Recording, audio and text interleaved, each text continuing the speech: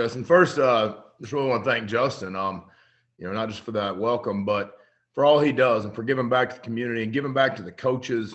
It's kind of ironic that he asked me. We got hooked up to talk, and the same day, my girlfriend was actually looking at my stuff. Some guys were asking me to send them stuff, and she goes, you could make a lot of money sending this stuff out. And it's funny because it's exactly what Justin and I were just talking about. It's not about that. When you get in this profession, it's not about making a lot of money. We didn't do it for the money. We would all gone and done something else. We could probably all be great car salesmen and make a lot of money. But we did it for the love of the kids and for the love of the profession. And like I told her, especially at my age now, it's more about me giving back and trying to help develop younger coaches, help develop the future of football. And we talk about it all the time in USA football. We want to build our game. AI talks about it all the time. And, Scott Hallenbach talks about it. And that's one of the big things is make sure we leave football in a better place than we found it. And then she's kind of looking at me like, yeah, okay, I guess I get it, but you could still be making a lot of, and I'm like, look, at some point, somebody gave me this stuff. Nothing's original in football. How you package it might be, and how you put it together may be original, but there's nothing original. So hopefully you guys get something. I learned early on in my career, first clinic I ever went to, my head coach said, hey, if you learn one thing this weekend, it'll be worth it. So hopefully you can go and learn something, and you guys will get something out of this today. But thank you to you guys taking the time out of your schedule today, trying to get better, trying to make sure our game is in a better place by learning. I know I went back. I've been watching a lot of Justin's videos because he records all these and how awesome they are as far as being able to learn. Just a little quick background about myself for those of you who don't know me. I played at Enon High School here in Oklahoma. We won a state championship. Ron Lancaster was my high school coach, and he's one of the legends. He's one of my mentors. And our program hadn't have been great before he got there, and he came in and turned the program around. I started learning right then some things of how to turn a program around. From there, I went and played at Kansas State, lucky enough to play for Bill Snyder. I don't think it even needs to be mentioned about the turnaround he did there. And I was lucky because I was a senior when he came in, so I was part of the really bad teams. And watching the difference in the way the program was ran before he got there and the way he ran the program when he got there. And then after I got out of I've been coaching for 28 years now. I coached at Jenks, which is a powerhouse in Oklahoma. They weren't a powerhouse when Coach Lancaster, luckily Coach Lancaster, my high school coach, had just taken the job when I got done playing. He hired me, but they weren't the powerhouse. He turned it into the powerhouse, so I got to be a part of that. From there, I went and took my first head coaching job in Kansas. Wanted to be a head coach so bad. So I went and made so many mistakes. Hopefully, if nothing else, I can help guys make a little bit fewer mistakes than I made when I started. Because, you go as a young guy and you just think, oh, I know it all because I was in a good program or whatever. And you got to learn how to fit it into your program. But we did do well. They had been 0-10 for 4 years in a row when I took the job. And, went 5-4 the first year and went 7-2 the next year. And then I left after the third year. Me and Kansas football didn't get along too well. They had a few too many rules for me. But so I went down to Texas. I was looking up my favorite job I ever had. I went down to Wilmer Hutchins High School in South Dallas, an all-black school in South Dallas, and learned so much and realized at that school, everything I did made a difference for those kids. And I'm going to tell a story later about when I was there, though. But that job really made a huge impact on me. And then I came back to Oklahoma. Coach Lancaster and I went together and took over the Muskogee job that had been failing, had been 2-8 2 years in a row. We ended up going to the semifinals 3 years in a row. I was an assistant for him for 3 years, and I was the head coach for the next 7. Made the playoffs every year but one, and really turned that program around. From there, I actually got fired. First time I got fired. I got fired from that job, and I'll talk about that because that was probably the next greatest thing that ever happened in my career. I tell people all the time, one of the best things that ever happened to me is getting fired. Don't worry about getting fired. If you're a good coach, you're going to get fired. They say you're not a real coach till you've been fired a couple times. So, but you got to do what's right, and you got to make sure you're holding your standard where you can sleep at night. But got fired, wasn't real sure where I was going to go. I'd never been in small schools. I'd only been in 6A schools. And a guy named David Cash called me as superintendent at Locust Grove. I didn't even know where it was. It was a 3A school. I was like, man, I'm not going to a small school. And he got me there. He got me to come interview, and I took the job. they'd been 0-10 for 2 years in a row. They were 2-28 over the 3 previous years.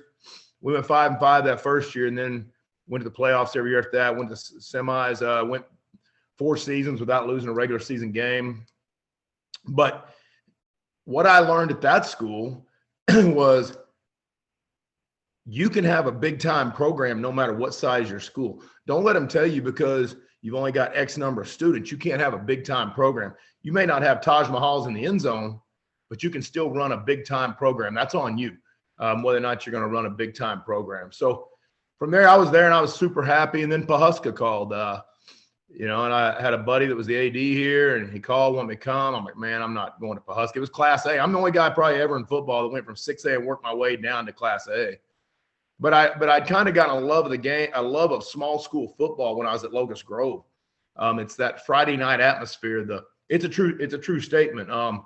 You can ask, Hammer and AI and JT and all the USA guys, Matty G, Volk, they all came down to one of my games this year because none of them were playing football in the fall. So they all came down, and just the atmosphere of a small town.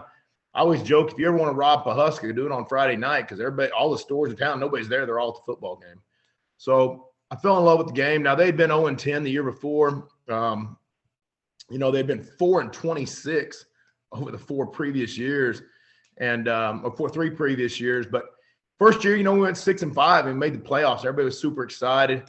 Then the next year we went 11-2. This year we went 12-1. We were ranked number 1 most of the year, 1 or 2, and got beat by 1 point in the semifinals by a team that won it by 30. We kind of knew that was a state championship game in the semis. But all that being said, to say this, all the jobs I've taken are all rebuilt jobs. I've never gone and taken we're a powerhouse, a powerful program. I don't know if I'd be a good fit for that because I kind of like to do it my way. And you go take over a great program and everybody wants to say, oh, this is how we've always done it. This is how we do it. I'm not very good at that. So I'm going to do it my way. So taking over those other programs, I've just been lucky enough to get to work for some guys that taught me a foundation of how to do that. And hopefully some of these principles that I'm going to show you today, you can apply to your program. And then last but not least, I'm lucky enough to get to work with USA Football. When AI and I met, we were actually both working at USA Camp, and we hit it off immediately. What it's allowed me is not only get to work with some kids, and if you're not working with USA Football yet, you should. It's the greatest organization out there. Just how they structure, how they're so organized, how they do things the right way. And it's all about the kids. It's all, and at the end of the day, that's why we're all doing it. But more than that, though, I think it's the relationships I've built with other coaches, guys that I've met that work. There's guys that are, they're like Justin. They're just full of fire. They're ready to go to work. They're wanting to do anything they can to help football. So that's where I'm at on that. As far as what position I coach, I've done all kinds of these presentations. I was on the Glacier tour. I've been on the Nike tour for my swinging gate stuff, my special team stuff. I've kind of been a special team guy. I made my name as a defensive coordinator. I was the National Defensive Coach of the Year 2 years in a row back in the late 90s when I was at Jenks. And defense is kind of what I always hung my hat on. 2 years ago, I switched over to the offensive side of the ball. This year, our offense led the nation in scoring. We averaged 69.5 points a game. So I've done all that, and I love all that. I love talking on that. If you ever want to do that, I'll sit down and X and O with you all day. But Justin hit it on the head. What I'm really passionate about right now is this part of it. Learning the culture, the hows, the why, the things behind the scene. Because at the end of the day, if you want to be a head coach, then hopefully you're on the right PowerPoint today, because it's the things that have nothing to do with X's and O's that are going to make you successful. Anybody can draw up X's and O's. Anybody can call the plays. I mean, you'll hear them calling every Friday night, every Saturday morning. They'll tell you what you should have called. So, play calling's a lot easier than running a program. And so hopefully we can get into some of that. I understand that every program is different. All this may not fit in your program, but hopefully it'll give you a general view of some concepts of what you need to be looking for and how to go about trying to build your program and take your program to the next level. So I'm going to share my screen with you real quick. And if it doesn't work, let me know, Justin. Make sure I'm on there. Yep, gotcha. Let's see, share. Can you see it? Yep, we're good, Coach. All right, cool. I'm going to go ahead and make that full there. So starting off here with program building, and I list 5 things. There's a reason why they're on a fist like that. Okay, and this is what I call the what, the why, and the how of the 5 absolutes to turning around a program. And then more importantly than turning around a program, you can turn around a program, you get one good player sometimes. But what are you going to do to maintain its success? And these are the 5 things that I think you have to have when you go when you go to interview, when you go to talk to a staff, a school about a job, or maybe you're at a school and you can't figure out why. Man, we're just not quite getting there. There's something missing. I'm willing to bet it's one of these 5 things. So my 5 things, and I'm going to go into in depth on all of them, is coaches, players, parents, administration staff, meaning your school staff, and your community. And the reason I've got them on a fist like that is if you've ever been in a boxing match or ever gotten a little fist fight, if you got your pinky finger sticking out, you're not going to hit anybody very hard. If you got your thumb sticking out, you're not going to be able to swing very good. If you got one of those fingers sticking out or 2 of them sticking out, you're not going to be able to punch. You ain't never seen a boxer like that. But when they all 5 pull together and they're all in there tight, just like that fist is shown on the picture, now you're ready to go fight. Now you're ready to go battle. And so that's why I use the analogy and the graphic of the fist. I think those 5 things, because I think it's very visual when you're talking to an administration or you're in an interview and you use that, or talking to your players, or you're at your parent meeting, you're at a community event, you use this graphic, you show them, you pull all 5 together and you show them how all 5 of you have to be on the same team. You got to be pulled in tight. Otherwise it won't work. So I'm going to start it off with coaches, and you guys are the ones on here right now. And let me just tell you something. Coaching still matters. Anybody says coaching doesn't matter, it's just the Jimmies and the Joes. They're full of it. Okay. Coaching matters. We've all seen the great teams that roll out there that just have dudes everywhere, but you beat them. They're not that good. They're not coached very well. You've also seen the guys that, man, those guys don't look like they ought to be that good, but how are they so good? I'm willing to bet it's their coaches. And the other thing that happens with coaches is when they're consistent.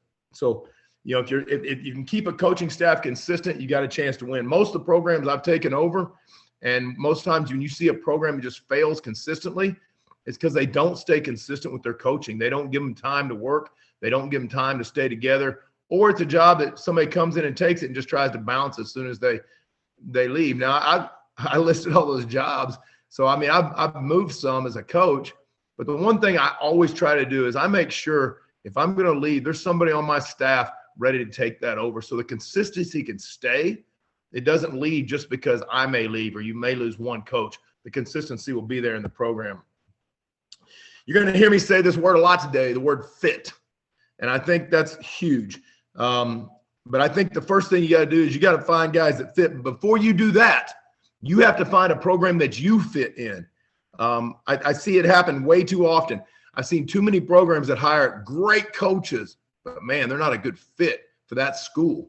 You know, I always joke that I'll probably never get a job at a private, at Rejoice Christian or Lincoln Christian, one of those schools. They're probably not going to hire me. They might hire me actually, but I'd probably get fired within the next couple of weeks. So that's not my type of fit.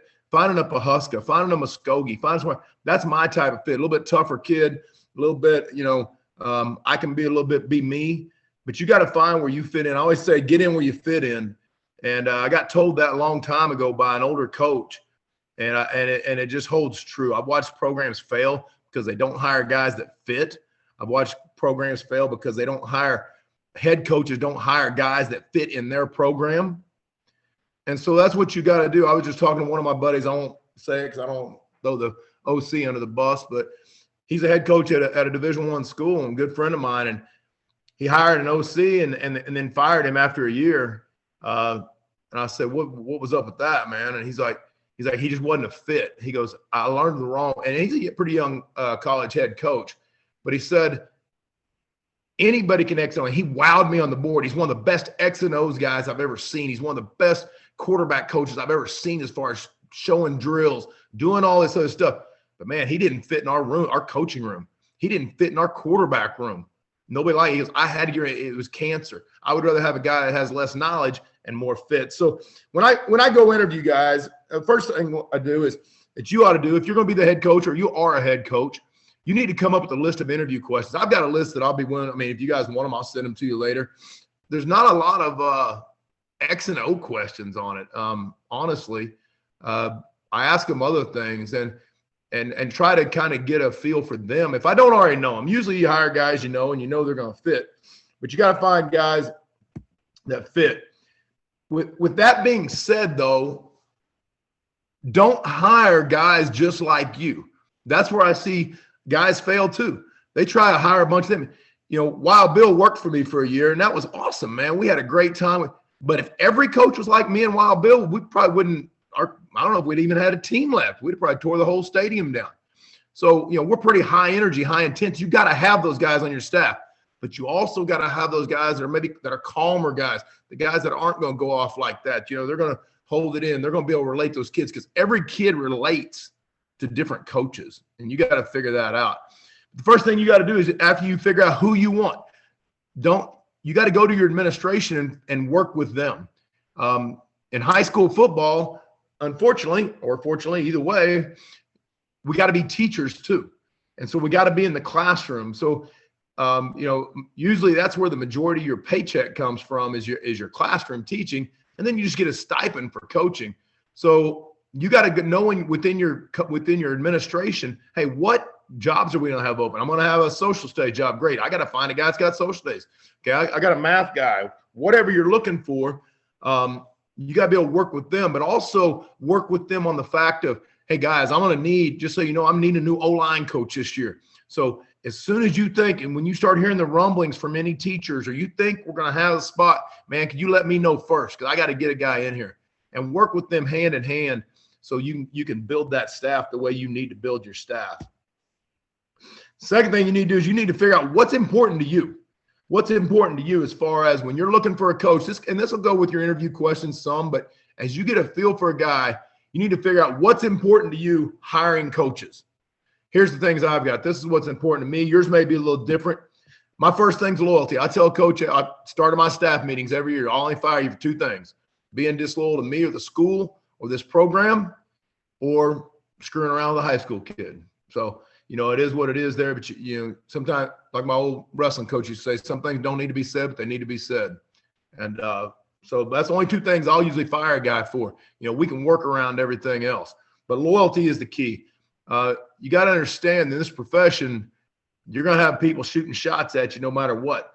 When you're not winning, they all hate you. Okay. And they're all out to get you, and you're going to have to be defending having each other's back down at the coffee shop on Saturday morning, or getting your hair cut, or wherever.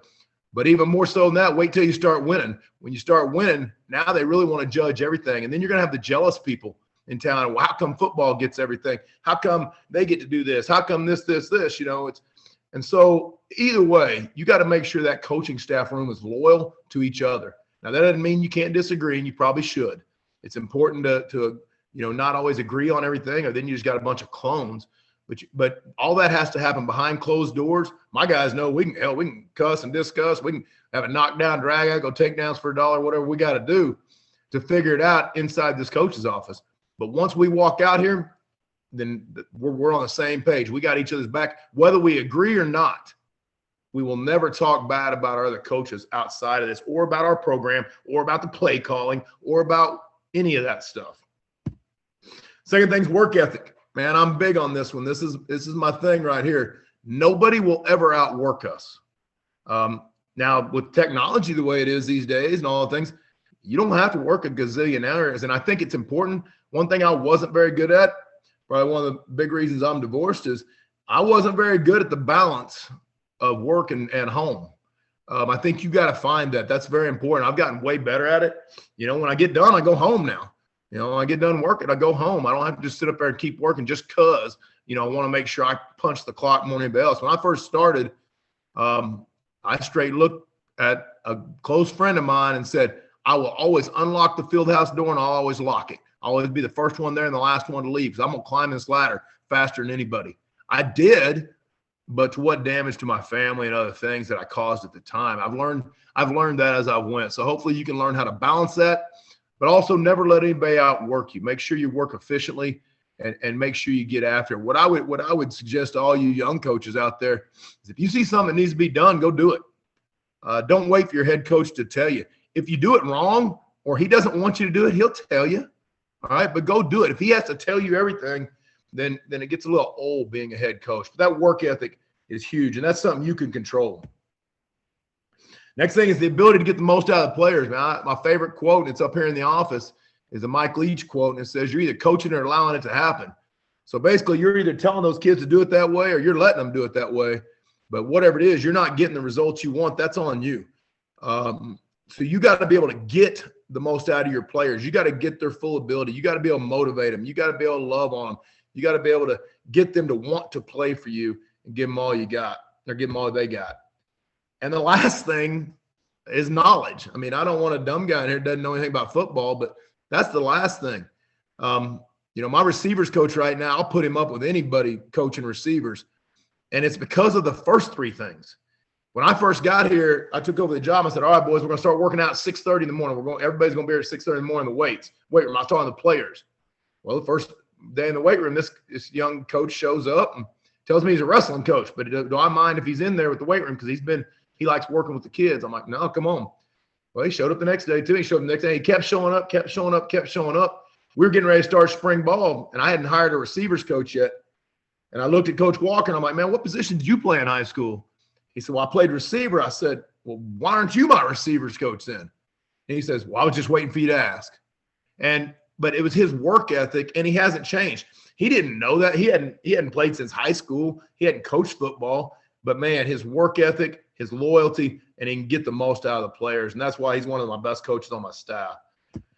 Next thing you got to do is you got to develop your staff. You can't, once you get them in there, we always talk about player development. Well, don't forget about coach development. It's your job as the head coach to develop your staff as you go. You got to coach them up, and you got to make sure they got all the tools they need. If they want to go to a clinic, go raise the money and go to the clinic. If they need some sled that they think is going to make their O-line the best dang O-line in the world, find a way to raise the money and get them the dang sled. Do what you got to do to give them all the tools they can be. Don't handicap them where they can't get there. Empower your staff. And what I mean by that is don't micromanage them, okay? Let them work. This is the thing that I had the biggest problem with when I first started being a head coach. I was probably terrible at it at Dodge City. When I got to Muskogee, I still wasn't good about it. And we were winning, but I was just struggling, man. I was so tired all the time. And I mean, I was doing everything because I was micromanaging everything. And I had one of my mentors sit me down and say, look, you've got to understand when good enough is good enough. Because here's the deal. We've all got a little bit of an ego, and we've got a way we think it should be done. So when we assign something to a coach, or that's his job to do it, or you could assign it, he'll do it. And you might think, well, I might have done it a little bit different. I would have used a different font. I would have put that in this color. It's still the same thing, and it's good enough. Now, that's where the fine line comes in, though, is not accepting mediocrity. And that's where I screwed up the next year. So I was dead set that I was not going to micromanage. I was going to give my guys more work to do. I was going to let them do it. Well, we fell off a little bit, and what I realized, I was accepting less than average stuff. So over the years, I've had to figure out when good is good enough, when it is good enough. And if it's not, have them do it again. Help them, teach them how to do it better. Whatever. Don't just take it over and just do it yourself, which was, I said, that's a hard thing to do and a hard thing to give up. And then always recognize your staff. I'll tell you right now, head coach gets way too much credit when you win, and he gets way too much credit when you lose too. But what you need to understand is, as a head coach, when you finally get to, be that guy, you're going to get all the credit when you win. You're going to get all the credit when you lose. So here's the thing. Give away all the credit. Always give away all the credit. Mention is when you're doing your interviews after the game, or when you're standing next to your guys in public, or you're at a clinic, talk about how great they are. Spread the credit around. Talk about your staff, and they'll work, and your players, your staff and your players. Put all the credit on them when you win, because you're still going to get the credit. The win's still go in your win column. You're still going to be the one that gets your name in the paper, but give them all the credit, because that makes them want to work even harder for you. But then here's the flip side. You're going to get all the blame when you lose. Take it. Take all the blame. Don't worry about it. Just take it.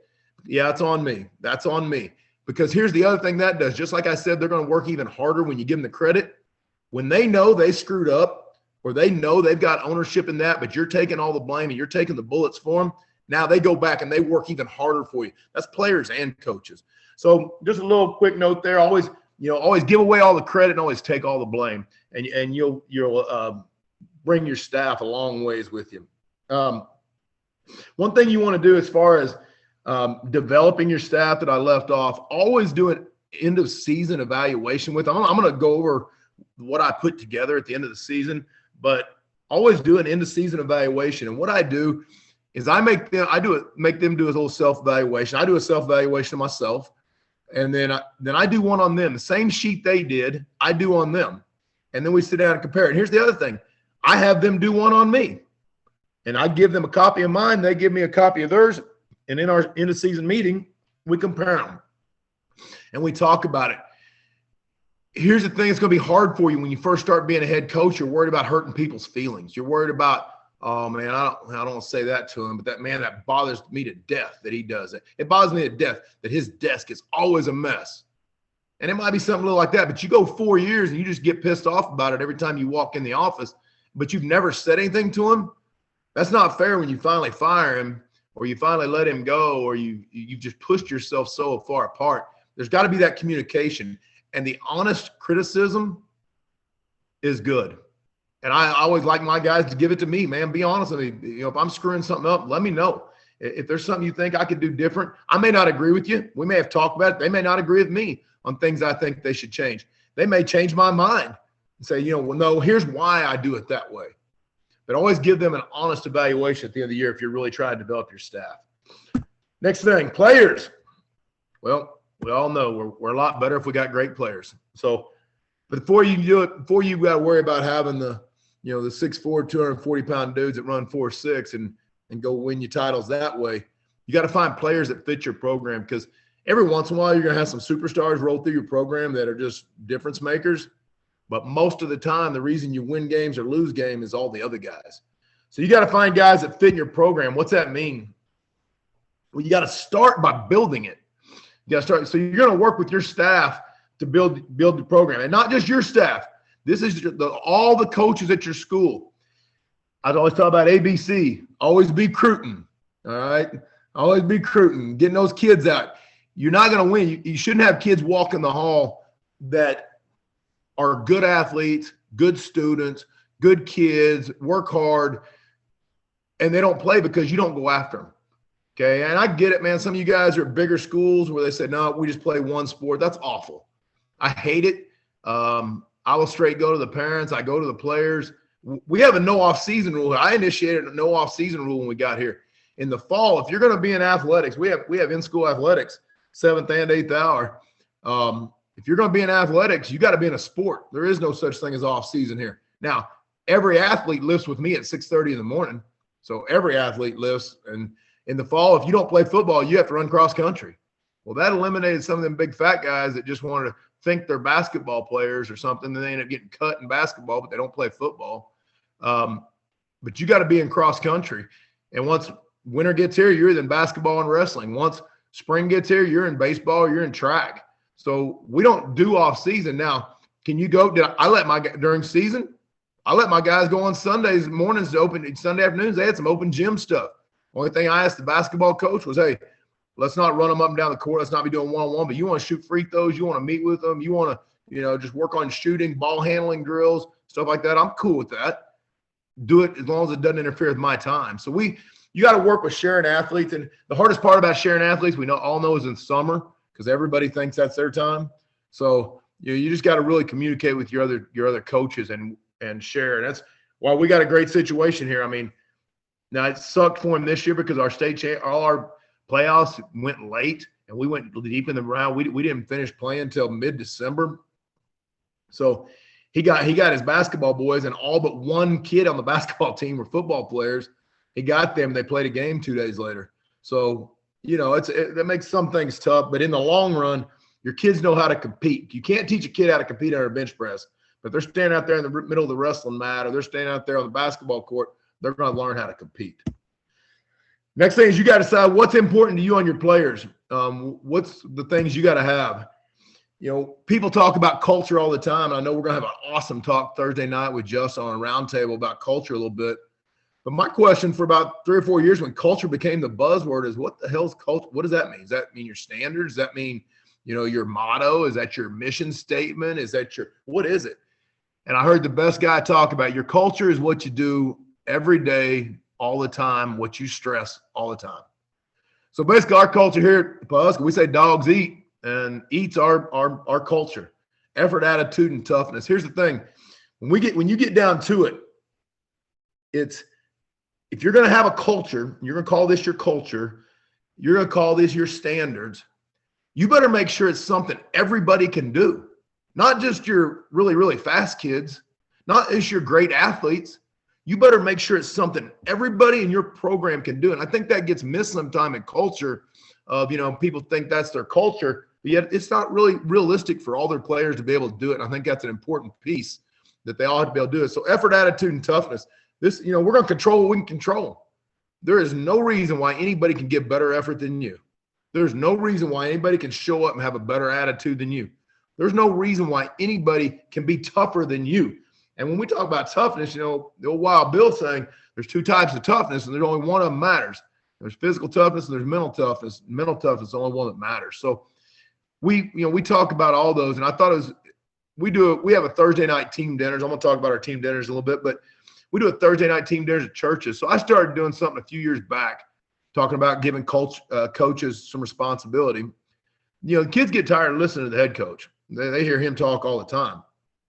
And, you know, I was bringing it, you know, a few years back, I was bringing in some guest speakers to team dinners and different things. And that's all fine and dandy. It's cool. But what I did instead was I identified 15 things that I thought were really important. You know, it was, you know, effort, attitude, and toughness were 3 of them, but also like unity, different things, handling adversity, different things that I thought were important for our kids to know and be able to do if we really wanted to reach the state title game. And I thought, and I assigned one to each coach. And you do it before the season. You assign them in your fall camp when you're having your fall meetings with your coaches. You give each one of them a topic and tell them the date. Now, they might be 12 weeks out, but that's, you know what? These young guys, some of them are going to work for 12 weeks on that speech. 15-minute, 20-minute speech. They're going to work on it for 12 weeks. And they're nervous as heck. But that helps them too. But also, it's just amazing to me how good the speeches are and how they all tie together with whatever your culture is if you're doing it right. So every one of them speech is tied back to effort, attitude, and toughness in some way. So that's the thing that's absolutely most important to us. Next thing is trust. You know, those kids got to be dependable. And I talk to them all the time about, you know, if I can't trust you to show up to Summer Pride on time, if I can't trust you to study for your dang math test, if I can't trust you not to do something stupid downtown on Saturday night, then how in the heck can I trust you to put you in on the goal line on 4th and 1 in the state championship game and we got to score? It's not going to happen. And at the end of the day, I'll put a kid out there I trust a lot faster than I'll put a kid out there that's just a great athlete.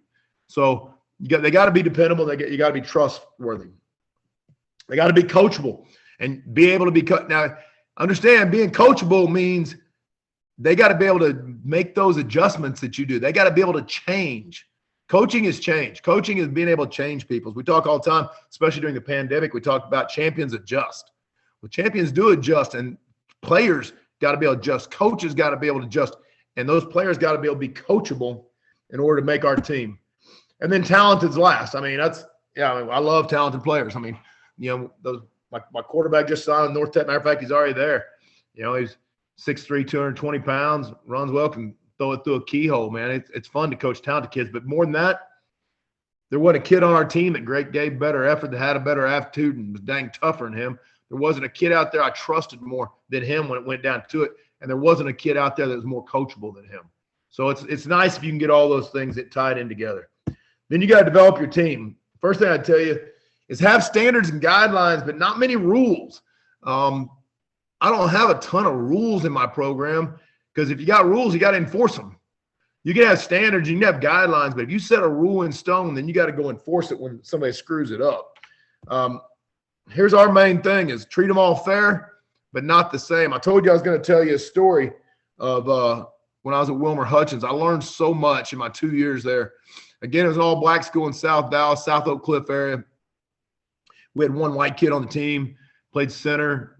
We had like a couple white coaches, and the rest, everybody else was black guys, which didn't bother me a bit. I loved it down there. And those kids, they didn't care. You know, it's awesome. You know, it's like, you know, I think sometimes it gets said, but it needs to be said more often. Diversity is awesome if you just look at football. Look in the locker, sports, athletics in general. The locker room is diverse and nobody cares. We're just all, you know, here we're all orange. You know, we're nobody, we don't have black, white, whatever. We're just all orange. We're all dogs. It doesn't matter. There's not, you know, we're not divided. But when I was down there, I went in and I wanted to prove a point a little bit because everywhere I'd been, you know, we built our programs off our Summer Pride program, and my defense was pretty. It was a little bit complex. It had a lot to it.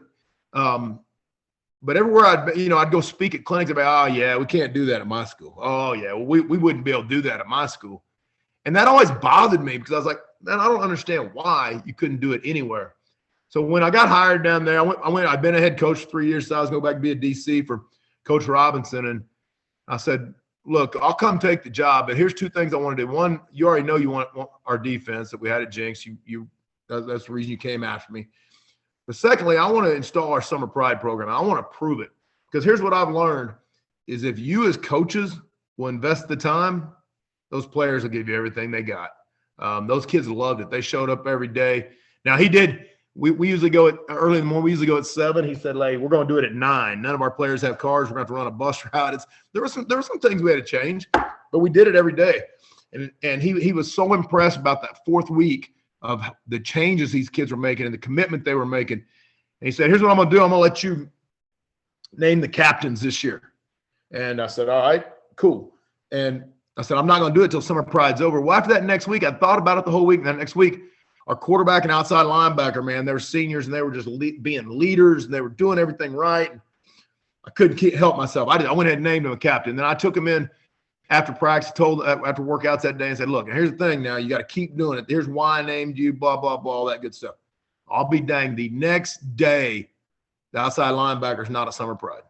And I'm so mad. I'm really mad at myself because I wasn't going to name them yet till I was 100% sure about the kids. And we're about 10 minutes into the warm-up and getting going with dynamic and all that. And here comes Eric rolling up on a bike with no seat. He's pedaling up there. He's hauling up there, no seat. And I tell our O-line coach, "Man, you finish this warm-up. I got him." And I meet him at the gate, and I start chewing him out. He goes, "Coach, just hang on. Let me tell you." And I said, "No, I ain't listening to your excuses. I told you." And I was so mad. Coach, I said, "No, I'm not listening." He says, "Coach, just give me 5 seconds to explain." I said, "All right, you better go fast." He said, "Well, okay, well, here's the deal. My mom," I said, "Oh, no, see, I told you all. I don't want to hear about your mamas. You're 17, 18 years old. You can do it. You can get up on yourself. You can get you an alarm clock." He goes, Coach, I do have an alarm clock, but I got an alarm clock. But we don't have any electricity right now. And my mom went out last night, went out wherever partying and told me she'd be back. She didn't come back. I woke up, my alarm didn't go off because we didn't have any electricity. I saw what time it is. I jumped up. I took off running outside. I found this bike in the ditch on the way there. I jumped on. I got here as fast as I can. At that time, I just had to stop. I looked down and said, "Good job, Captain. Get out there." Sometimes everything, they don't always fit in the same box. And every once in a while, you just got to shut up and listen and treat them all fair, but don't treat them all the same. So I'll get off my soapbox on that now.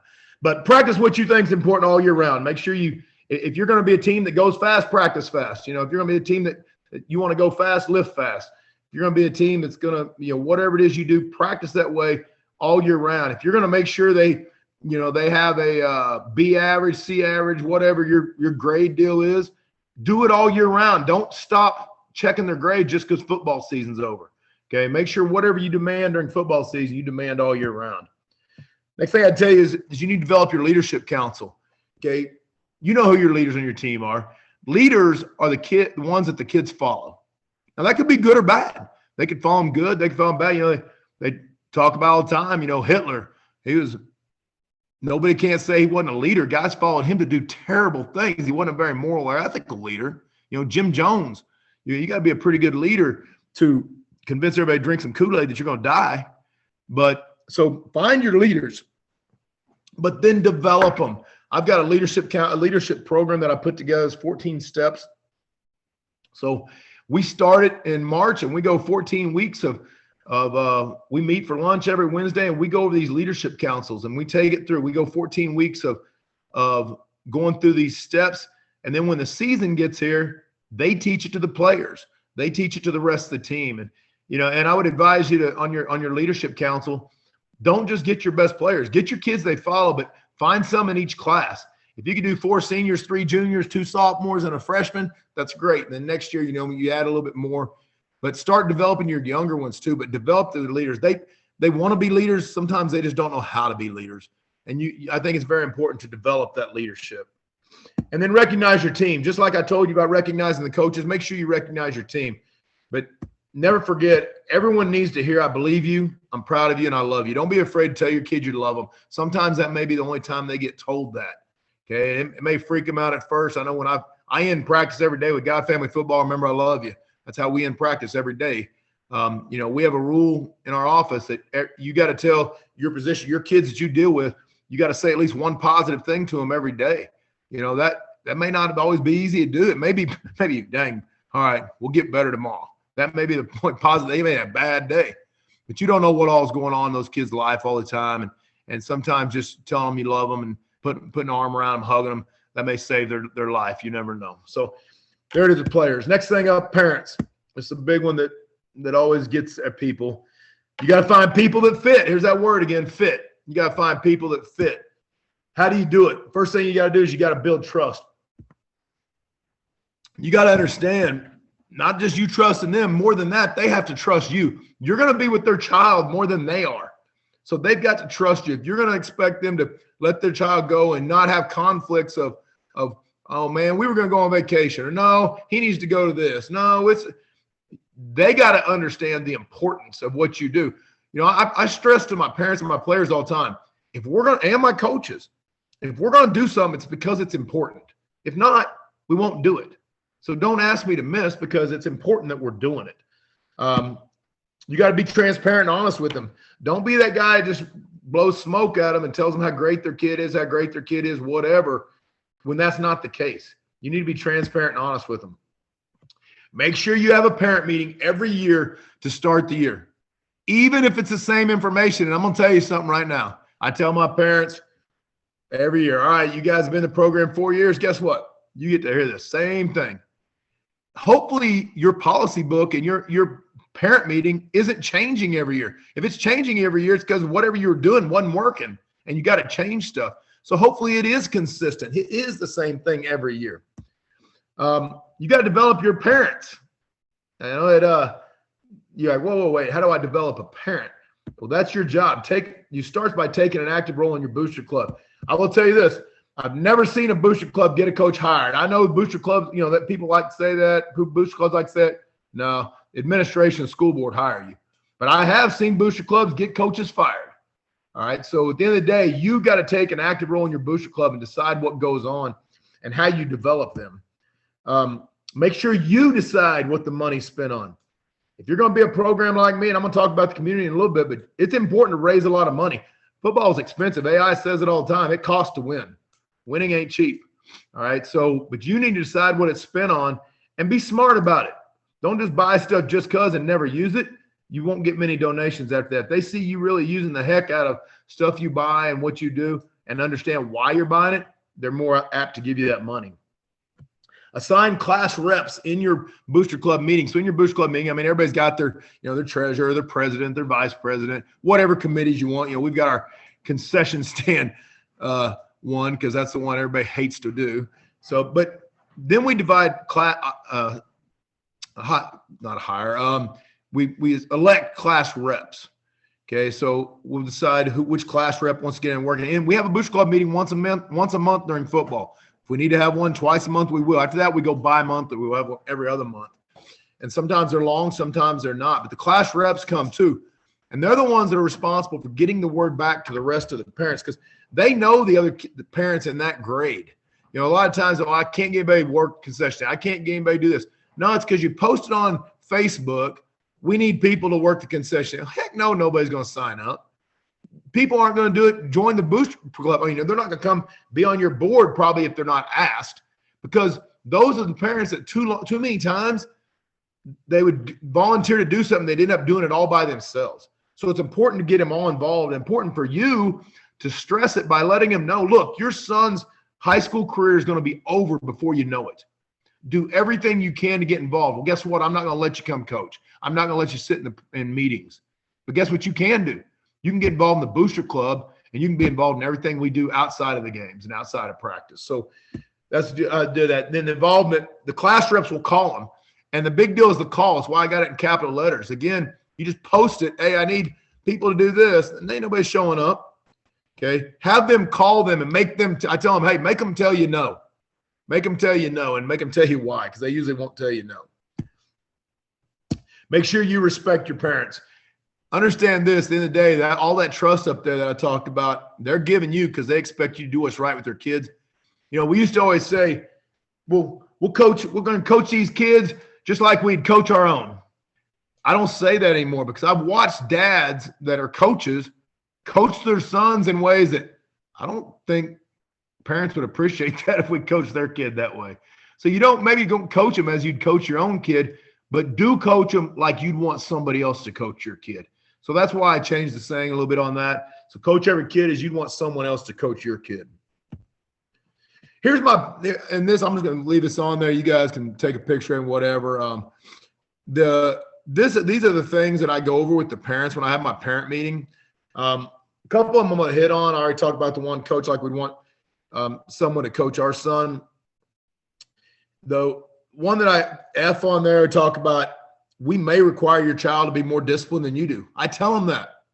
Look, I'm sorry. You know, you may let them drink as long as an adult's around. I'm sorry, it's not allowed. I'm not going to allow. If I find out, they're not playing. All right. You may let them do some things that I'm not going to let them do. We're going to have some of our standards. We may require to be more disciplined than you do. And I'm not criticizing your parenting habits. I'm just telling you, when they're with us, this is how we're going to do it. I talked to them about why we play kids. You know, it's not to make them happy. It's because they have a positive attitude. They do things that are required plus more. You know, they add the most value to the team. They understand their role. Their number one goal is to make the team better. And then I talk about this. And well, at the end of the day, they get the job done better than anybody else. Then I talk about seniority. There's two different schools of thought in coaching when it comes to playing seniors.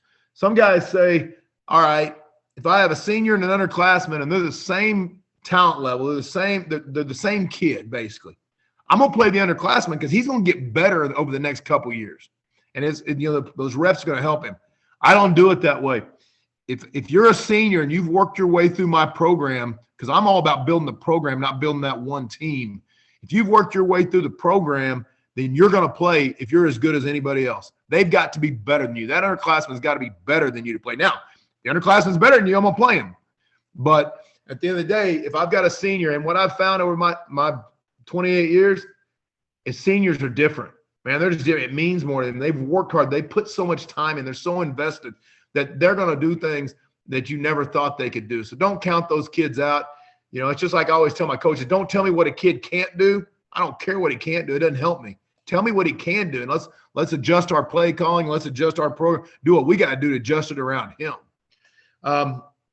Going down the list, you know, it's what got me fired at Muskogee. I told the school board presidents some things I probably should have said, but it's because he tried to tell my 8th grade coach he was going to have to play his son at quarterback, and so we went and had a little heart-to-heart, and it got a little heated, and lo and behold, after we got beat out of the playoffs that year, I got non-renewed. He had turned 2 other school board members against me. It was 3-2 vote. I'm still the winningest coach there ever. Matter of fact, ironically, they just offered me the job back about 2 weeks ago, and I told them no. But you know, they haven't won since I've been gone. But it's important to do that. Okay, play the best kids. Because here's the thing, and I tell people straight up, I don't care who their mom and daddy is. I don't care how much money they got. I don't care. It doesn't matter to me. I'm going to play the kid that deserves to play. And we talked about who that kid is, you know, the one that I trust, the one that plays with us, the one that gets results. Because the kids know. And what I've learned is if you don't play favorites, well, You play favorites. Play the kid. Your favorites are the ones that work hardest, right? The ones that I always love that little saying. Your favorites are the ones that do things right. But don't just play kids because who their parents are, because kids know. And if they know you're not going to do that, if they know that they're all going to earn their spot, they're going to work that much harder for you. Evaluation 7 days, 24 hours a day, 7 days a week. That's huge. Okay, that is huge. They need to understand that playing time is not just determined in practice. It's not just determined on how many completions you throw on Friday night. Okay, it's determined by what you do all the time. And I throw in there 365 days a year too. We have a rule in the summer. So our summer pride, if you're not at 90%, you can't suit up for varsity. You can't make, in Oklahoma, you can't make summer workouts mandatory. So I don't. I will tell you this. I had a mom. When I was at Muskogee, I had a mom roll in. I back then I told them they couldn't even play if they didn't come to summer pride. But in bigger schools, you could probably get away with that. But she walked in and she threw the OSSA handbook down on my desk and told me that's illegal. I can't do that. I said, "You're right, ma'am. Hang on. I just need you to sign this contract I've got." And I turned around, got my file cabinet, was digging around. She goes, "What's this?" I said, "This is a contract that says when your son dies, I'm not responsible for him. You are." She goes, "What do you mean die?" I said, "Well, he's going to die because we got in shape this summer while your kid was laying on the couch eating Cheetos and drinking Dr. Pepper. We were out there getting in shape. And in that handbook you just threw down on my desk, nowhere in there does it say I got to slow down practice for your kid, and I won't. So when he dies, that's on you. I just need you to sign this piece of paper." And she goes, whoa, wait a minute. I see where you're coming from now. Can he try out next year? I said, "You bet. In January, he can come out and we'll give him a shot." At that time, I really didn't have anything in my file cabinet, but I do now in case I ever have to pull that out. I've got that little form in there now, but I didn't. I was just bluffing. Luckily, she didn't call my bluff, but that's the reason you do it. And I think state championships are won in your summer pride program. People always ask how we turn programs around and how we maintain them. It's because our 90% rule in summer pride. You get 1 week off for church camp that does not count against you. And if you go to a sports camp, you go to basketball camp, baseball camp, football camp, that's fine. That doesn't count against you either. But if you're just going to go on vacation, I give the parents a schedule in January. So if you choose to take your vacation in the middle of summer pride, well, you're going to owe me some days, because the way our 90% rule works, you only miss 2 days. After that, you owe me workouts.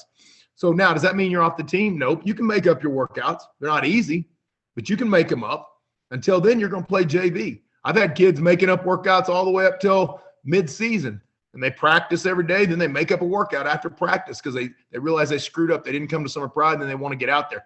Very seldom have I seen that work. Those kids don't usually make it. But, if a kid goes and misses, an example, I had a kid who was a foster kid when I was at Locust Grove, and his girlfriend's family was going to go on a cruise. This kid was never going to get a chance to go on a cruise. And it was in the middle of summer, but he didn't want to miss. He wanted to be a captain. He was a captain. He's like, "Coach, I just want to." I said, "Then go, man. You just have to make up 2 workouts. It ain't that big a deal. Go. I want you to experience that."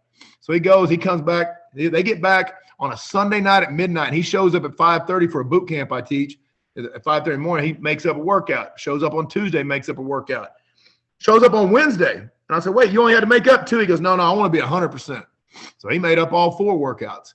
But once you'll get to where you don't even have to talk about that anymore, really. Hang on a second. I got an alarm going off over here.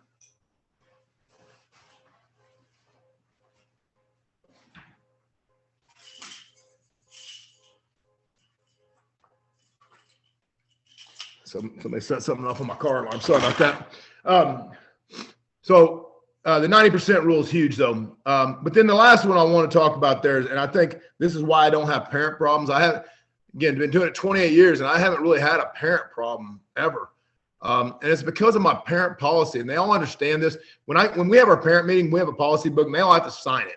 Okay, so they sign that policy book, and it is what it is. It doesn't say they necessarily agree with my rules, but it says they know what they are. So my first rule is I'll only meet with you. Well, I usually tell them that one in last, but that's the most important one. I will only meet with you if your son has already come and talked to me, or your son's with you. Because let's face it, how many times have you had parents say, "Hey, Coach, can I talk to you about little Johnny? But don't tell him I'm here, because he'd be mad if I was here." Well, then we don't need to meet. This is dumb. Go ask him. Or if you got a question, you can ask him. It's either that, and they just want to know, and the kid already knows the reason, or the kid's not telling him the truth. Sometimes the kids aren't always telling the full story. So I say, hey, either bring your son with you, or he has to have already met with me about whatever the issue is. Next thing is I only talk to you about your son. And I won't talk about, we'll talk as long as you want. Some guys have rules of, hey, I won't talk about playing time. I won't talk about what position. I don't care. I'll talk to you about anything you want to talk about. As long as your son's already talked to me, he's with you. Or we're only talking about your kid. The minute that turns into, well, how come this kid gets it, conversation's over. And I tell him, surely you respect that, because I know you wouldn't want me talking about your kid to somebody else. Then the last thing is schedule conferences in advance. After the game, especially if we lose, it's never a good time to talk. It never turns out good.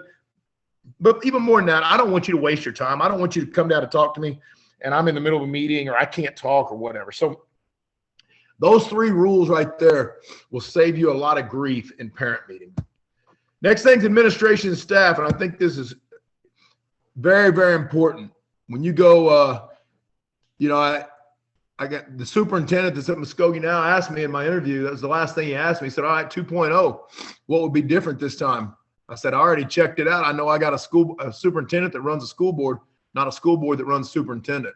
At the end of the day, school board's law says they have 2 jobs. That is to set policy and hire and fire the superintendent. That's it. And it's not to have anything to do with everything else. But you got to find school leadership that fits. I would suggest you find a strong superintendent, strong principal, somebody that's going to work with you and has the same vision as you. They got to understand chain of command. This is huge. Okay. You've got to make your school board. You've got to make your superintendent. You've got to make your principal and your AD understand that they need to follow chain of command, meaning this. If somebody comes and says, hey, I need to talk to you about Coach Hennesy, he's doing this, and hey, I promise you, in Pawhuska, Oklahoma, if you go ask any school board member or superintendent, anybody, have you talked to Coach Henno yet? They'll be like, no. Well, you got to start there. Because they know, they figured out that stops the phone calls. They don't have to answer. You got to talk to him, sorry. Because they don't know what's going on. They're not going to be able to fix it. That person's just griping. The reason they probably won't come talk to me. But so that's the way chain of command works. And likewise, and the way you convince them of that, now you convince your school board by making them realize you'll have a lot less phone calls. But your administration, the way I convince them is I just say, hey, look, this goes both ways.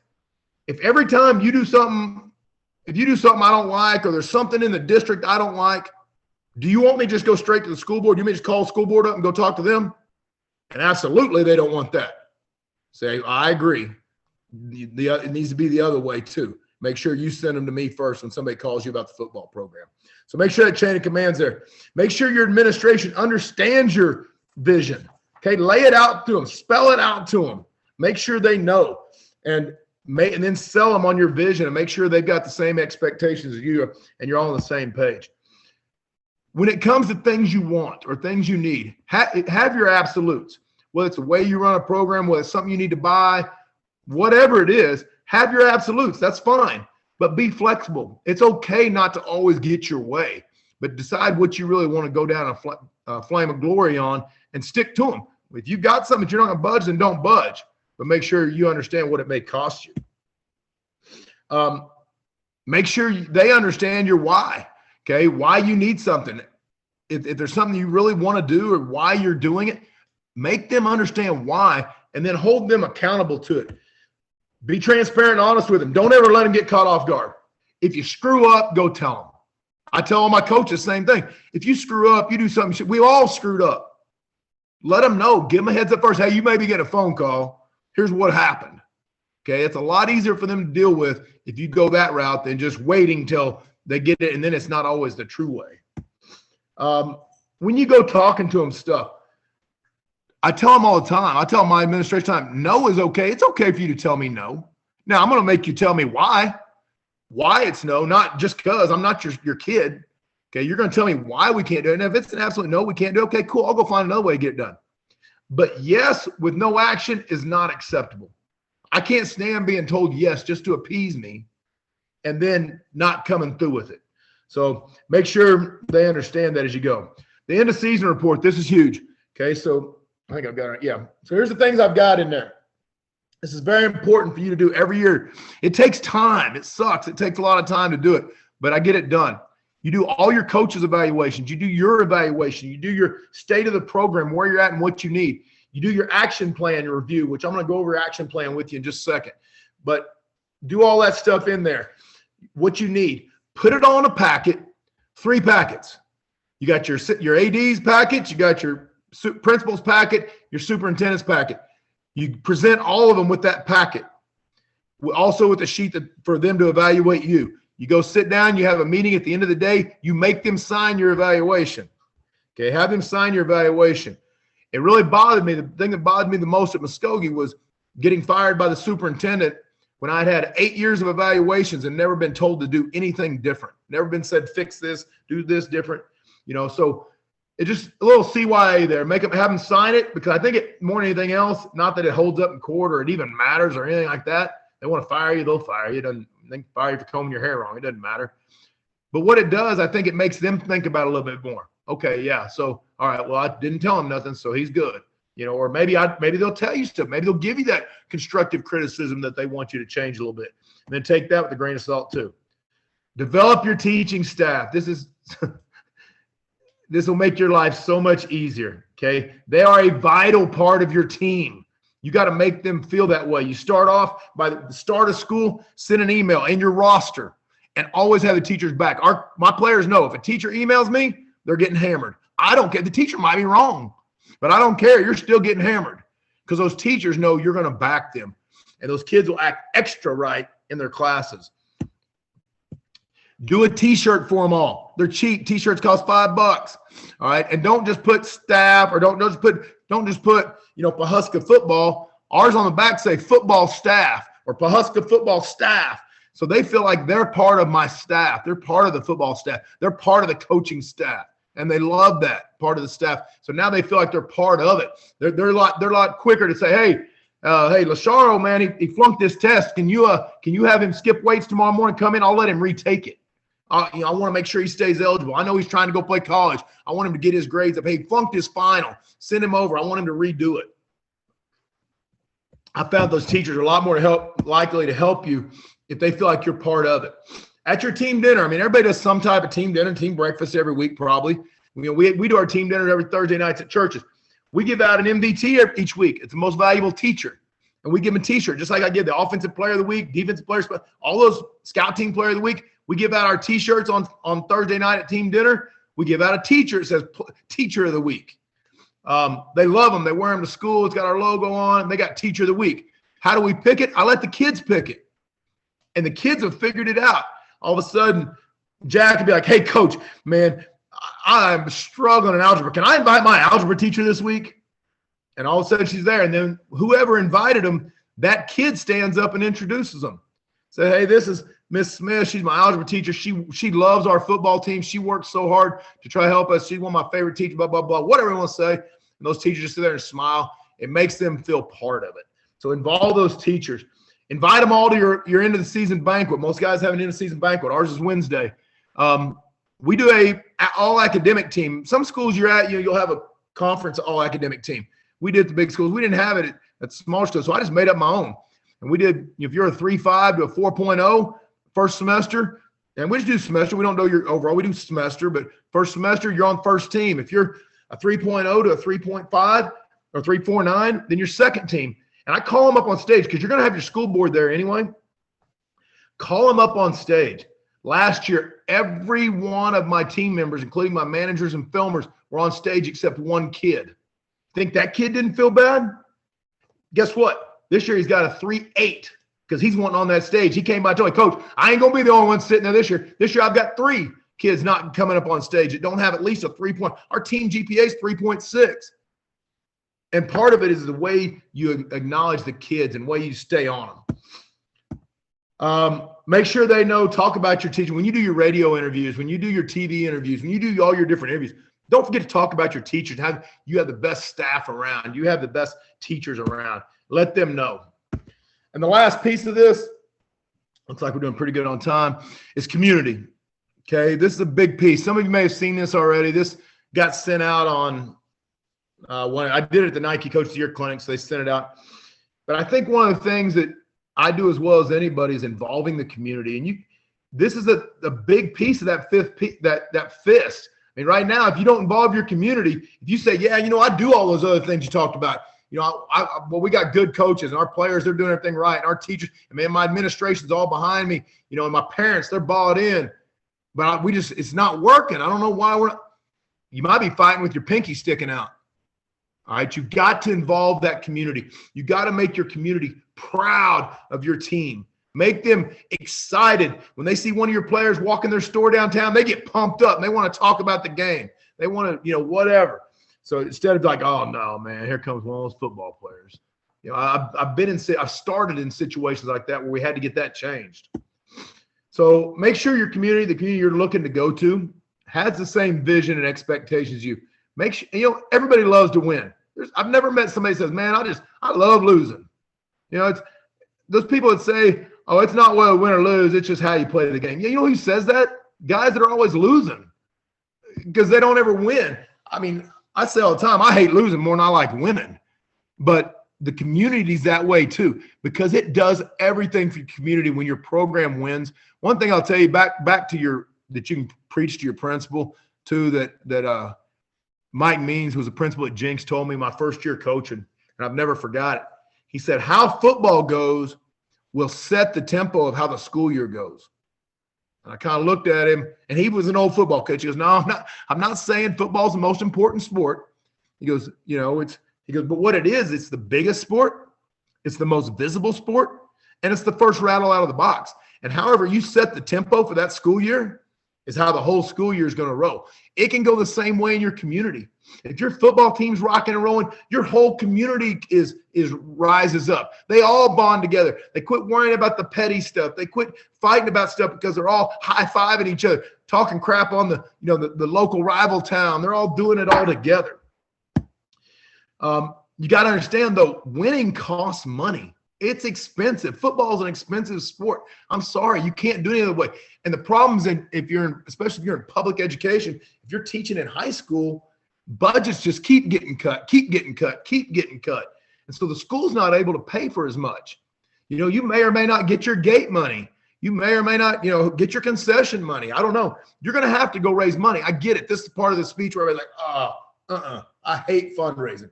I have never met a coach that likes fundraising.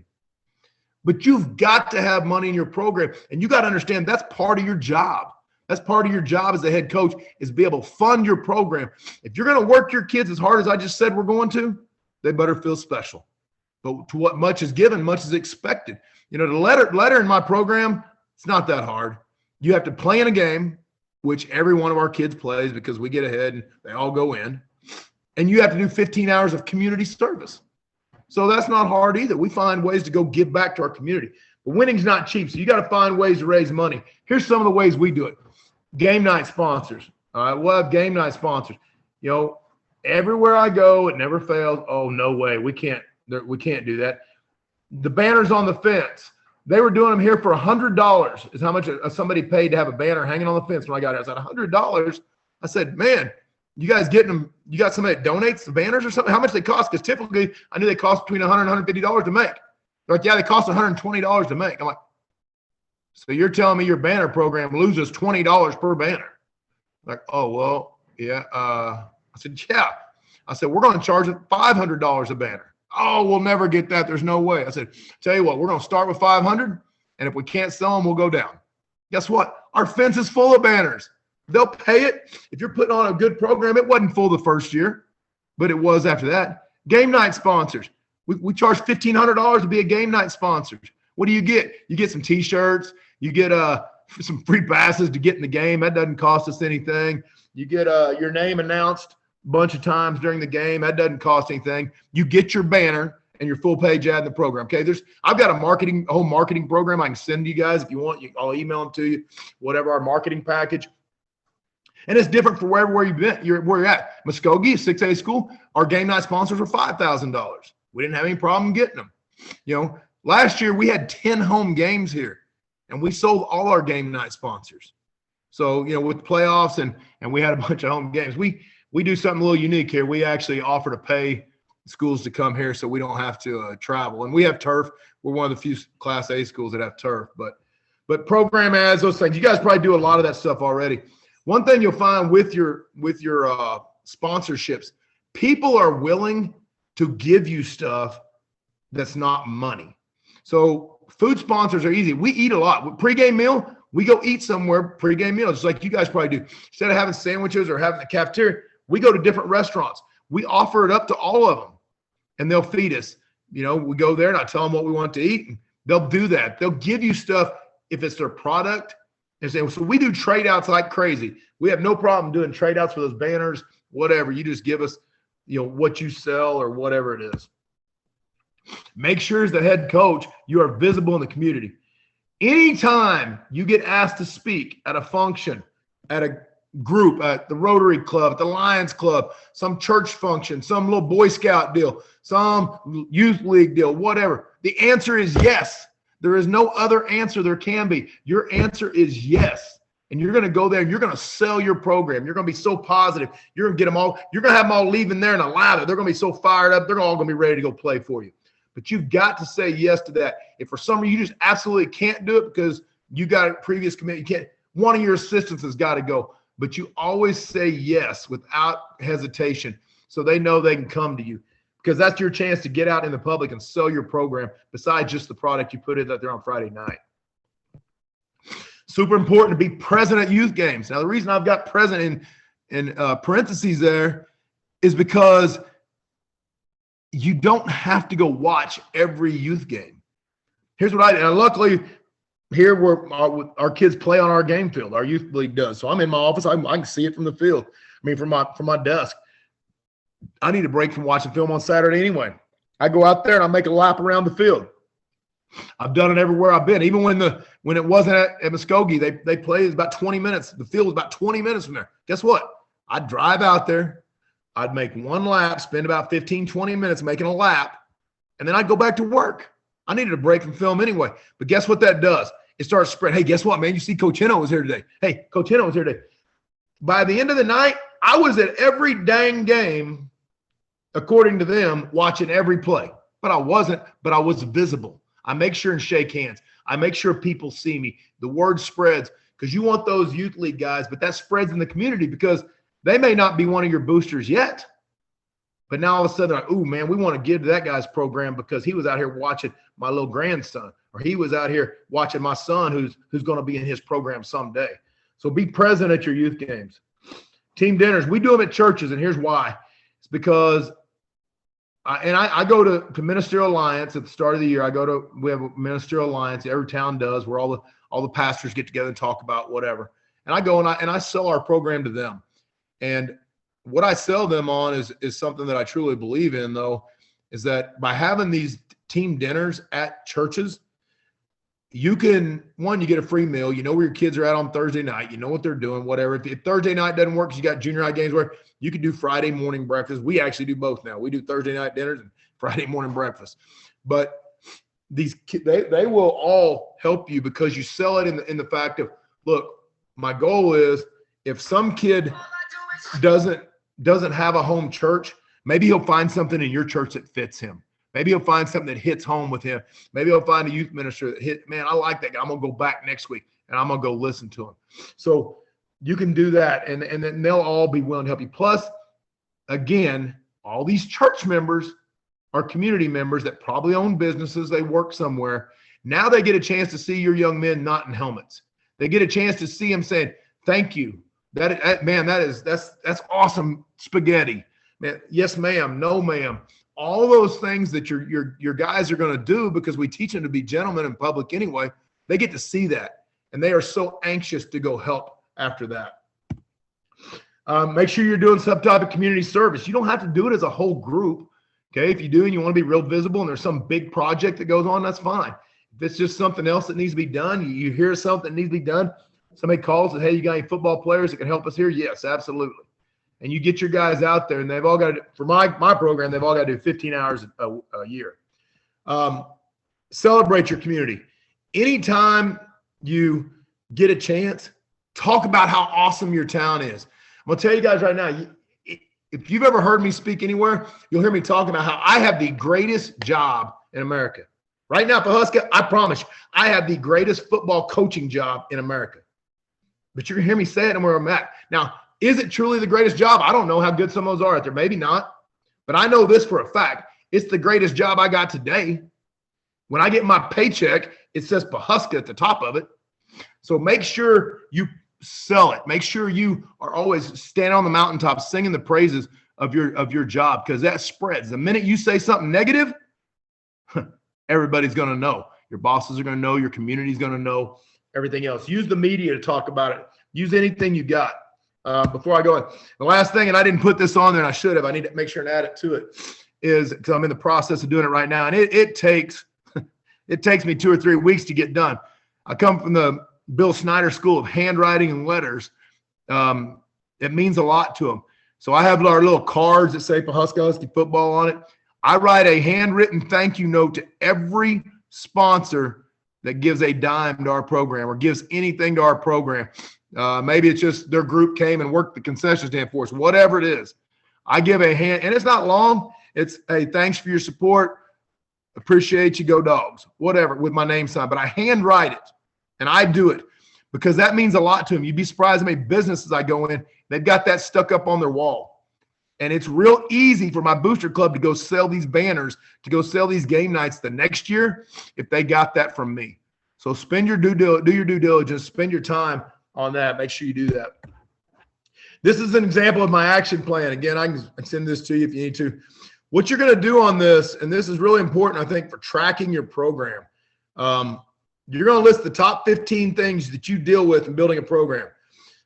My 10 to 15 things. The things I listed, the things that are on my action plan are competition, winning and losing, coaching, academics, citizenship, community service, participation, facilities, middle school program, the youth program, off season, and then the public relations and marketing. When I first learned how to do this, I was actually in an administrators meeting, and they were talking to principals about doing it. It was kind of a business leadership deal. But it hit home to me how it'd work in a football program. And the thing that the lady said that was teaching us to do it is whatever your phone rings the most about ought to be on that list.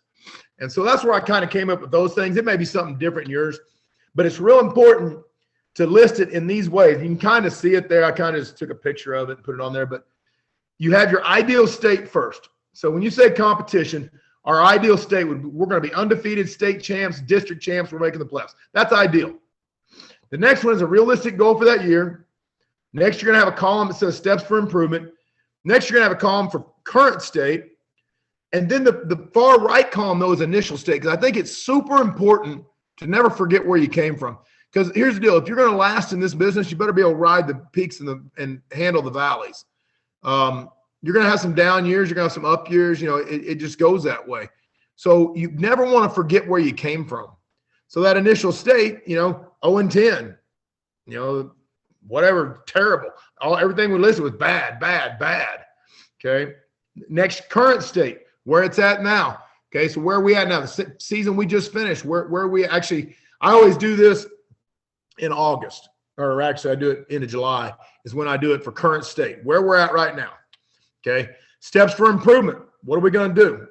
Okay. Well, we're going to try to get the steps done and all that. Okay. So we can follow those steps throughout the year. Realistic goal. Okay. Realistic goal. Where do we think we can realistically get to? And we're going to put those down. We're going to list them in each category. And I'm going to go over it with our coaching staff. We're going to build it together as a staff, but we're going to build this action plan and we're going to follow it. And then as soon as your season's over, when you do the review, you write down what were your actual accomplishments. Where did you get to? Did you get to what you said was a realistic goal? And if not, you guys just need to start looking at why. This is where the steps followed. Did you follow your steps? And then some initial ideas for improvement and write them down. Because I go back to this when I build it in August, I go back and look at the initial ideas, because you'll always think of stuff right there when season first ends. Man, next year, guys, let's make sure we do this. Hey, let's make sure we do this different next year. And then you get through basketball and wrestling, then you get through spring ball, and then you get through summer pride, then fall camp hits, and then all of a sudden you're at game 9. You're like, oh man, remember we was going to change that. We forgot all about it. Write it down. Write it down right now when your season's over. I've already done our review for this past year. Write it down for your initial steps for improvement, and then reevaluate it every year and stick to it. So that's my spill on that. There's our information. There's my email if you guys want that. If you any of the stuff you want, I'll share everything. I don't have anything that's original, maybe packaged a little different, but and my staff does a great job for a Class A school. I'd put my staff up against anybody's staff, 6A on down. But the number one thing is they're loyal as can be. They've always got my back. I don't have any doubt on that. And they're some of the hardest working guys I've been around. So I'm super excited about them. I want to hit escape on that. Stop this share, Justin. Yes, sir. Coach, I appreciate that, man. Tremendous. I just tweeted out that you were just dropping gems for the last hour and a half. You got a couple coaches in there, a couple even head coaches ready to just blow up their whole program and start fresh with some of the stuff you did. So I'm sure they'll be hitting you up after that.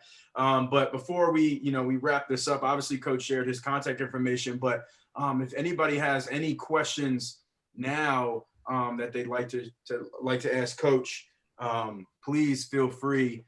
I think a couple just came in. Hold on a second. Is that whoever isn't on here or missed this should be ashamed. Yeah, I agree. Luckily they had the drive to go back on it, but this was, everything. And one of the things I really liked, and this is something that even Wild Bill had touched on in his call, was I like a lot of the stuff where the communication with the admin or the teachers, the state of the program type of stuff, like reaching out, all that stuff. Is so like, people don't realize how much that means to them and how it could just help you as a coach, but ultimately the program build and improve. And that's just so underutilized, I feel like. So for the fact that you guys do that, man, is incredible. It's incredible. You end up fighting a losing battle if you try to make it just you. If it's just you guys up here, it's you against the world, and then it just stays that way. So that's why that fist has got to be it's got to be all in here. If you got one of them sticking out, you can't. You ain't fighting nobody. No doubt. And the handwritten letters, I can totally attest to that. As a recruiting coordinator at Jack Britt here, obviously this is all pre-COVID stuff, but when we would get coaches to come in and visit, after the visit, I would always put up a graphic thanking them, but I would send out a handwritten letter to each coach thanking them for coming by. And it's as you know, Coach, it is time consuming, but you know what I mean? It definitely is appreciated, and it's pretty dope. So no, for sure. Like, I don't know if you can see some of the chat right now, Coach, but just definitely opened a lot of people's eyes to a lot of things that I think as coaches, maybe we didn't realize. So it's awesome. Clearly, Coach has a lot of experience at the head coaching level. So, but as he said, going through and I truly believe, and once again, I aspire to be a head coach. Some of the stuff you just got to go through, and then learn from that stuff, and then learn. So it's, man, once again, just gem after gem. That's what I wrote. Gem after gem he was dropping, really, really awesome stuff. Once again, guys, please reach out to Coach. He had put his email on there. Obviously, I was tweeting out a bunch, so his Twitter handle is up there.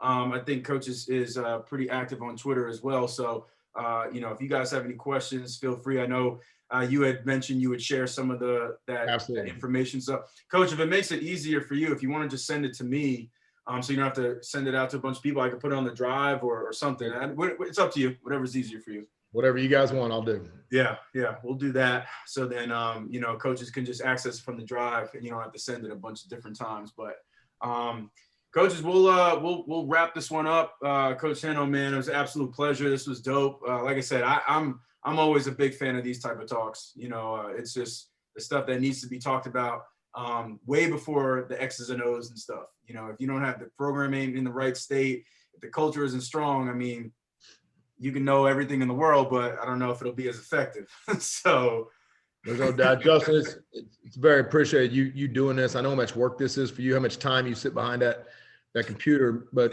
what you're doing for the game of football and all these guys that got on there, hopefully they got something out of that one, and again, if you get one thing, if it's write a letter, if it's something you do, give the teacher a football staff shirt, whatever, if you got one thing, coaches, I'll just tell you it's worth going.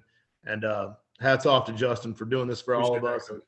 Because I know I've been watching all year. I go back and watch the drive, and that's the beauty of it too. Yeah, is getting to go back and watch it, because sometimes I got to watch them 3 or 4 times to even get a hold of it. Hey, 100%. And this is absolutely one that you're going to have to watch back, because there was so much valuable information that you're going to have to take it in bite-sized portions, in a sense, to really get it all. And as Coach alluded to earlier, man, he'll actually be back on Thursday. We'll just leave it at that. You'll see, I'll kind of release the rest of that lineup on Wednesday, but he'll be talking, some more about some culture stuff and some leadership, which is going to be really cool. And it's a great group, and I think everybody is going to get a ton out of it. And I'm really excited about that. We were talking in the group chat before, so yeah, it's dope.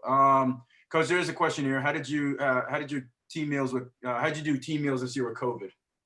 We still did churches. Now, we did have a couple churches that were, they were a little leery. Sometimes we just asked them to wear masks. We all wore a mask. We moved our tables out. So we did all our tables. So like when we went to the restaurants and did our pregame meals, we moved our tables farther apart. We only sat 6 guys to a big table. All those same things that, at normal restaurants that you're doing. And there were a couple of churches that didn't do it this year. We're in a unique year. It's where we talk about champions adjust. We actually had three of our team dinners this year that parents did. Parents just put it on. And here's the thing. My first few years of coaching, I was all stressed about what we were eating. Because, I came from playing Division I football, and, oh, my gosh, you got to eat this much carbs, this much protein. And then I'm watching these dudes not eat the chicken breast and the baked potato, the good food I got them. And as we go, watching their mom drop them off a couple Big Macs, because that's what they like to eat. I realized, what? Does it really matter that much? What mattered more for me is the unity. The Thursday night that we're all together, we get to motivate them a little bit, and then I send them home. I know where they're at. They're not running around the night before the game. My Friday morning breakfast, we do it. We combine it with FCA a little bit. But my big deal on that is I know they're going to be at school on time. So we have a rule on Friday morning. If you're 1 minute late, you don't start. You're 1 second late, you don't start the game. And then after that, every 5 minutes late, you sit a quarter. So Wow. if you're 10 minutes late, you're sitting the first half. So kids learn to get up and get on time, but we get it in, and then we go. Then I know they're going to school too. So it serves a little bit more function than just eating. Yeah, that COVID screwed up a lot of stuff this year. But that's what I'm going to talk about in our banquet Wednesday. We said at the start of the year, champions adjust. And I said it before. We're in the semis. It was 1 versus 2 in the semis. I'm not sure how that worked out, but we lost by a point. I said, this year's rings are going to be 3 times the size. Instead of looking like this, they're going to cover up all your knuckles. Because to win it this year, all the things you're dealing with. But hopefully this COVID's about behind us, so we won't have to deal with that anymore. I do have a question, Coach. And obviously, you guys were blessed enough to play, but I'm sure even before things were really kicking off, there was always that uncertainty of if we were going to play or not. And clearly there's states like the one I'm in and other ones that haven't played. So as a head coach in a position where, the team hasn't played yet, God forbid something happens where that doesn't go down, how would you potentially handle that with your team, especially your seniors? And I talked about before, that's the sad part for the seniors. So somehow, hopefully we're keeping them involved. I know you guys are probably doing Zoom meetings. We did spring ball virtually, craziest thing ever, but we didn't practice. They wouldn't let us practice. They wouldn't let us do it. So we did it virtually. We basically had our same plays we'd run. We did it on the board. We had everybody on Zoom meetings. If somehow, because here's the thing, at the end of the day, we've got to keep these guys involved in graduating. Mm-hmm. Keep them involved in graduating. Your underclassmen, you got to keep them motivated. Hey, we're going to get her done next year. But your seniors, we often talk about, I know you guys have all heard it a million times, but man, I don't know how good a job I did this year.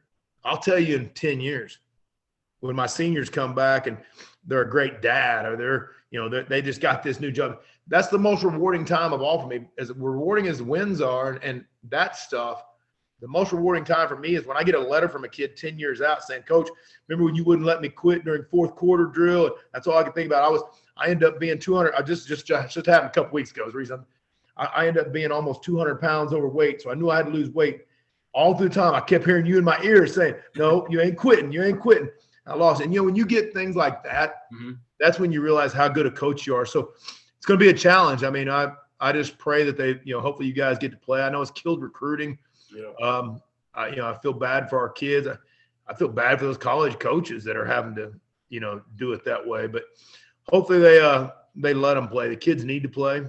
The one thing I will tell you when you start playing, do everything you can to, whether you think it's stupid or not, to try to keep playing. If they let you play, we wore a mask in the locker room. We wore masks when I moved the JV into the visitors locker room so we could spread out more.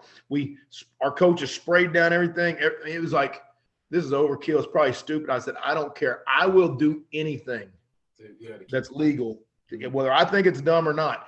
I went and had a meeting with the health department before the season started. And the health department, and I don't know how different states are going to do it, different counties do it, but for us, our local health department decides who's out for contact tracing. I mean, if you test positive, you test positive, but who's out for contact tracing? So I went and met with them. I headed it off from the start and said, look, I need your advice. I'm not a COVID expert. You're an expert. I made them feel like they're so smart. And you're just so smart. Tell me, what can I do? What should I do? If I do this, how will that help? What can I do? And so every time our assistant superintendent would go and say, hey, we had a COVID case. A football player was COVID. Well, was coach still doing this? We do it. Yes. All right. We didn't lose anybody all year for contact tracing. And I think part of it is because I brainwashed her before the season started and let her give me the list. And then we made sure and did them. So be diligent. It sucks. It's not how we want to do it, but do everything you can for those kids to try to get them the opportunity to play. Absolutely. Really appreciate that, Coach. That's definitely really good advice. And once again, I mean, I'm in the same boat. So hopefully everybody has the opportunity to play. That's what we're praying for, and for these kids. So let's stay faithful in that. Let's stay hopeful in that regard. But your info, send your info. Coach wants to know if you can send your info to someone who is spearheading their efforts over there as far as to play. Yeah, you bet. Yep, absolutely, Coach. Well, hey, fellas, we'll wrap this one up on. There is another question. Is that off-base question? How did you do laundry during COVID?